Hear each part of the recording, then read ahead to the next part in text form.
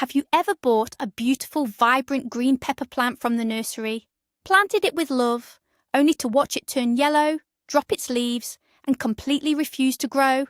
You are definitely not alone. Today, we are talking about the ultimate secret to growing a massive pepper harvest. There is one crucial thing, one absolute non-negotiable step you must take before that pepper plant ever touches the soil of your garden. I promise you, if you learn this one technique today, your garden will produce more peppers than you will know what to do with. But here is the hook. Doing what feels natural is actually the exact thing that is killing your plants. Are you ready to find out what this garden-saving secret is? Let me know in the comments right now if you have ever accidentally killed a pepper plant, because today we are going to make sure that never happens to you again. To truly understand why this pre-planting step is so critical, we need to look at where peppers actually come from. Peppers, whether they are sweet bell peppers or spicy jalapeños, are native to Central and South America. They are tropical and subtropical plants by nature.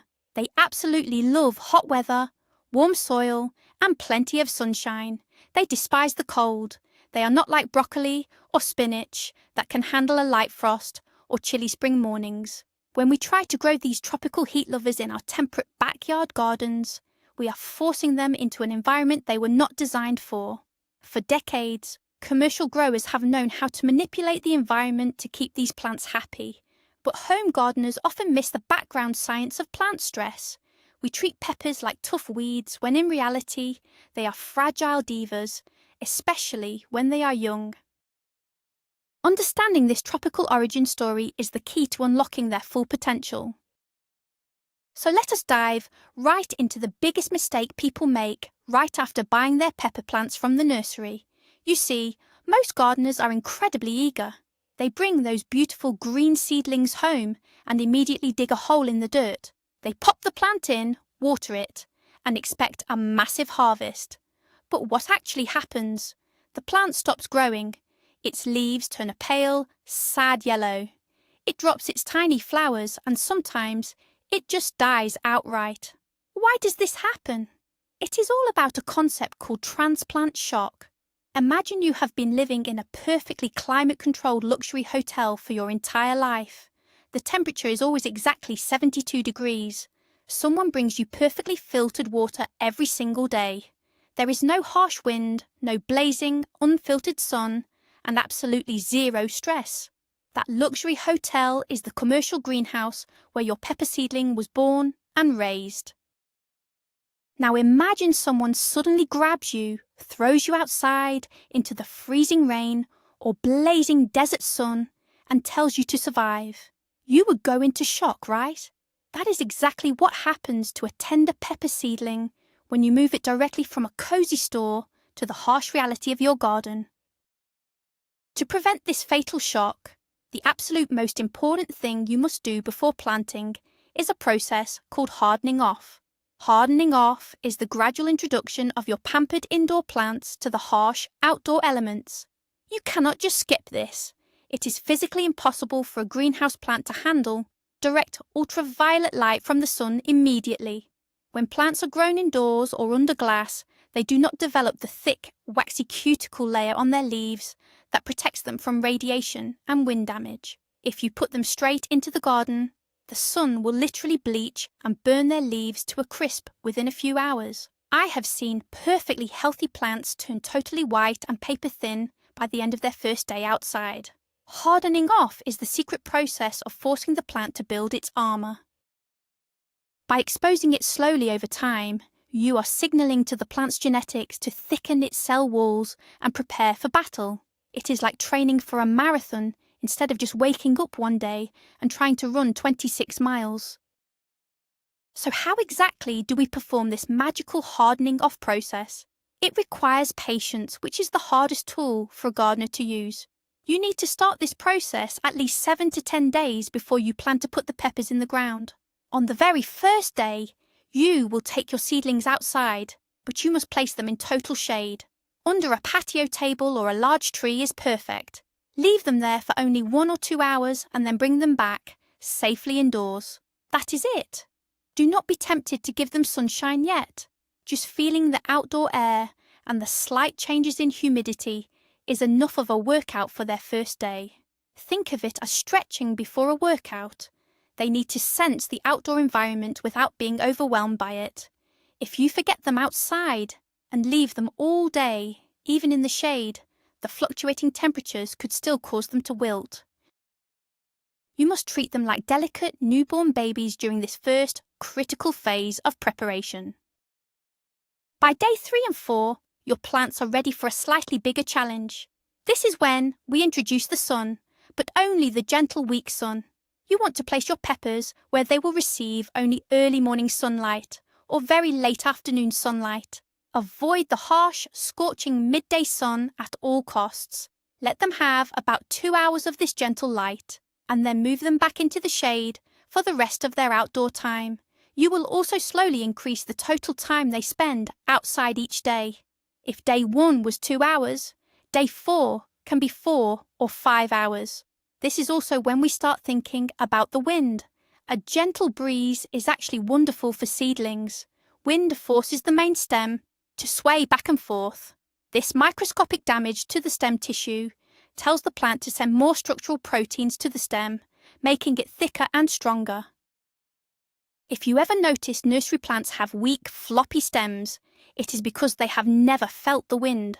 Just make sure it is a gentle breeze, not a severe storm. As we move into day 7 and beyond, your peppers should be spending the majority of the day outside. They should now be able to handle 4 to 6 hours of direct sunlight without wilting. But here is a massive warning.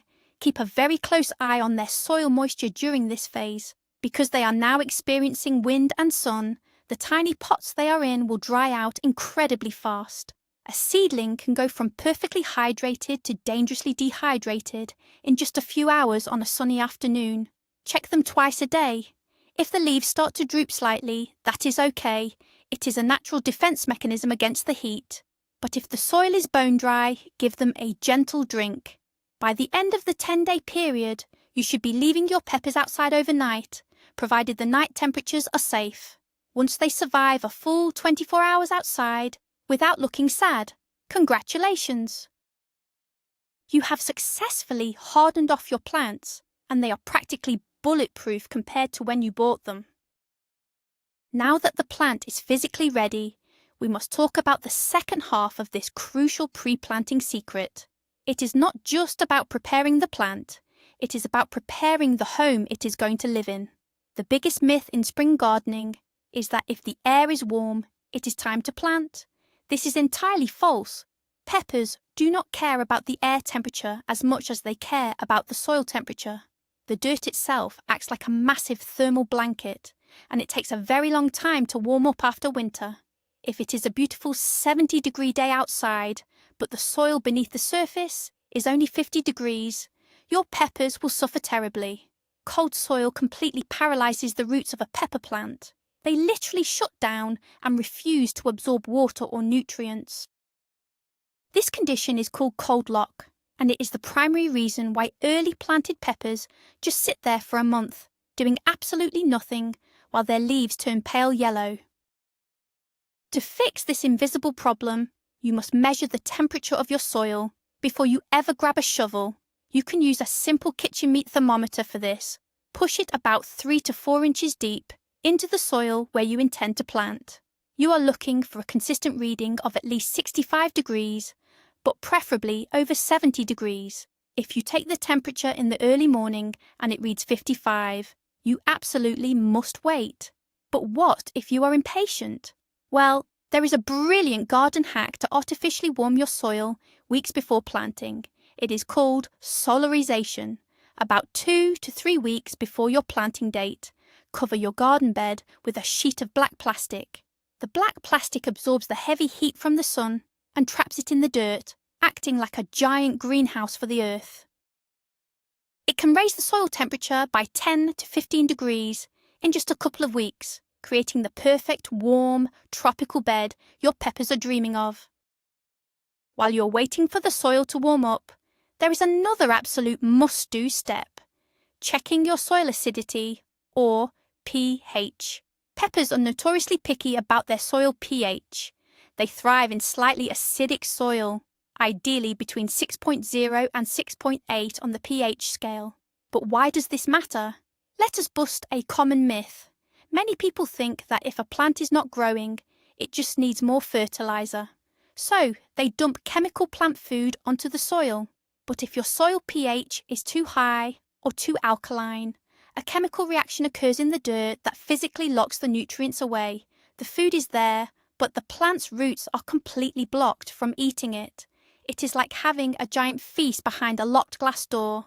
If you do not test and adjust your soil pH before planting, all the expensive fertilizers you buy will be completely wasted, and your plant will slowly starve right in the middle of a nutrient-rich garden bed.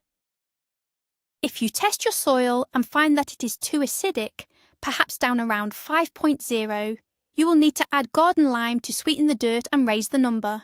If it is too alkaline, maybe up at 7.5, you will need to add elemental sulfur to bring it down. But here is the catch, and the reason this must be done before planting. These soil amendments take time to work. You cannot just sprinkle lime on the soil on planting day and expect a miracle. It takes weeks, sometimes months, for the soil microbes to break down these minerals and actually alter the chemistry of the dirt. This is why the smartest gardeners prepare their pepper beds a full month in advance. By taking care of the pH early, you guarantee that the moment those delicate roots hit the soil, they have full, unrestricted access to the all-you-can-eat buffet of nutrients waiting for them. Speaking of nutrients, let us talk about the specific food peppers crave. The pre-planting phase is the absolute best time to add your base fertilizers. You want to mix this food deeply into the soil so the roots can grow down into it. But beware of the nitrogen trap. Nitrogen is the nutrient responsible for making leaves green and bushy. If you pack your soil with too much heavy nitrogen before planting, you will grow a massive, beautiful dark green pepper plant that stands 3 feet tall, but has 0 peppers on it.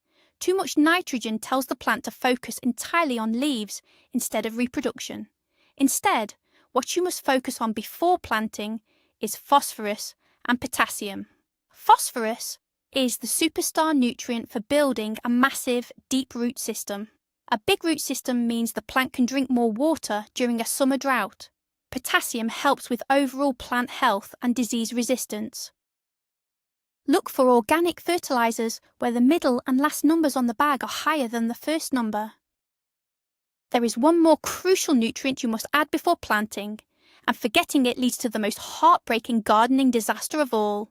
Have you ever grown a beautiful pepper, waited weeks for it to ripen, only to turn it over and find the bottom is completely black, mushy, and rotten? That nightmare is called blossom end rot. It is not a disease, and it is not a bug. It is a severe calcium deficiency in the fruit. To prevent this, you must load your soil with usable calcium before the plant even flowers. Many people swear by tossing crushed eggshells into the planting hole. Let me bust that myth right now. Eggshells take years to decompose enough to feed a plant. Putting raw eggshells under your seedling will do absolutely nothing for this year's harvest. Instead, you need to mix in a fast-acting calcium source, like finely ground gypsum or a specialized calcium-rich fertilizer, deeply into the soil a couple of weeks before transplanting. This guarantees the roots can suck up the calcium exactly when the baby peppers are forming. Now let us discuss the texture of the soil. Peppers absolutely despise having wet feet. If their roots sit in heavy, soggy, waterlogged soil, they will quickly suffocate and develop root rot. The roots need oxygen just as much as they need water. This is why you must prepare your garden bed for supreme drainage before you plant. The best way to achieve this is by integrating heavy amounts of organic compost into your native soil. Compost acts as a magical soil sponge. If your soil is heavy, sticky clay, the compost breaks it apart and creates tiny air pockets, allowing water to drain away freely. If your soil is pure sand and drains too fast, the compost acts like a sponge to hold just enough moisture to keep the roots happy. Adding a generous layer of compost a few weeks before planting also introduces billions of beneficial microbes to your garden. These tiny bugs are your invisible workforce, constantly breaking down organic matter and turning it into plant food. If you live in an area with extremely heavy clay soil that simply will not drain, you must consider altering the physical landscape before planting. This is where raised beds or mounding becomes your best friend. Instead of planting flat on the ground, build the soil up into a ridge or a mound about 6 to 8 inches high. By planting your peppers at the top of this mound, gravity naturally pulls the excess rainwater away from the sensitive root zone. This simple physical preparation can be the difference between life and death during our rainy spring season. Raised beds naturally warm up much faster in the spring sun compared to flat ground, which directly solves the cold soil problem we talked about earlier. So, take the time to shape your earth before you introduce the plants to it. A little shovel work now saves months of frustration later. Let us talk about spacing, which is a pre-planting decision that dictates the entire health of your future garden. Eager gardeners often want to maximize their space, so they cram pepper plants 6 inches apart from each other. This is a massive mistake. When plants are tiny, it looks fine, but mature pepper plants are wide and bushy.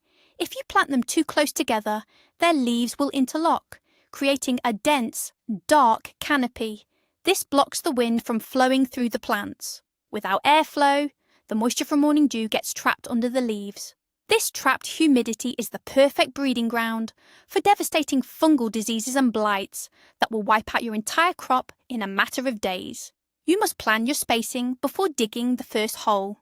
Give each pepper plant a minimum of 18 to 24 inches of personal space in every direction. It will look embarrassingly empty at first, but trust the process. The airflow will keep them dry, healthy, and entirely fungus-free. Another fantastic step to take right before planting your peppers is setting up your companion planting strategy. Peppers love having the right neighbours, and planting them at the same time creates a cooperative ecosystem. For example, planting marigolds around the perimeter of your pepper bed is a legendary gardening trick. The roots of certain marigolds release a chemical into the soil that actively repels root knot nematodes, which are microscopic worms that destroy pepper roots. Planting basil right next to your peppers is also highly recommended. The strong, pungent smell of the basil leaves acts as a natural camouflage, confusing pest insects like thrips and aphids who are flying around looking for the scent of a pepper plant. By preparing these companion plants and placing them strategically before the peppers go in, you are building an invisible, biological fortress around your precious crop. Let us move to the actual day of planting. You have hardened off the plants, the soil is warm, the pH is balanced, and the spacing is planned. There is a specific technique you must use when digging the hole.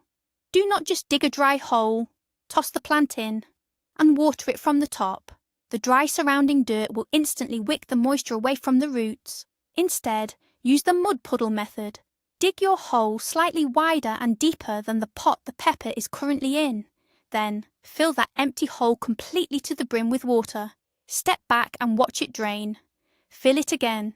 You want the deep subsoil to be absolutely saturated. You are creating a reservoir of moisture deep underground. By the time you place the plant in the hole, the surrounding earth is so deeply hydrated that it will actually feed moisture back to the root ball over the next few days, drastically reducing transplant shock. Before that plant goes into the muddy hole, you have to do a critical inspection of the root ball.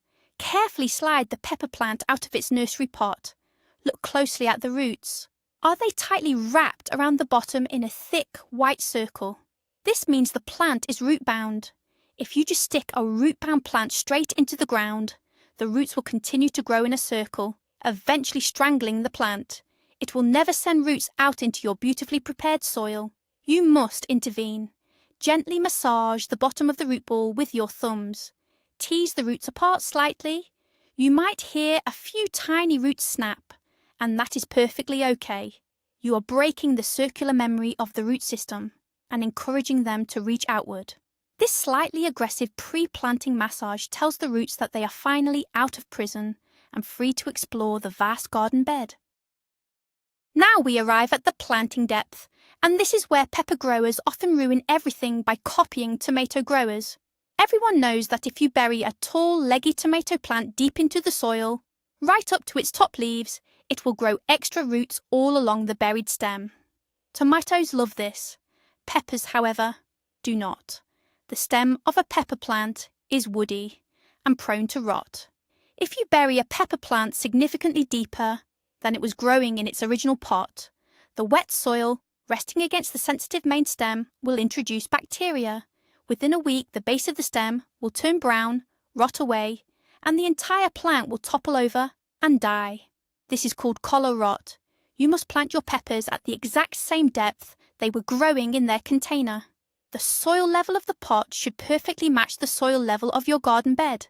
It is a simple rule, but ignoring it is a guaranteed death sentence. Once the plant is perfectly positioned at the right depth and covered with soil, there is one final pre-harvest step to lock in all your hard work, mulching.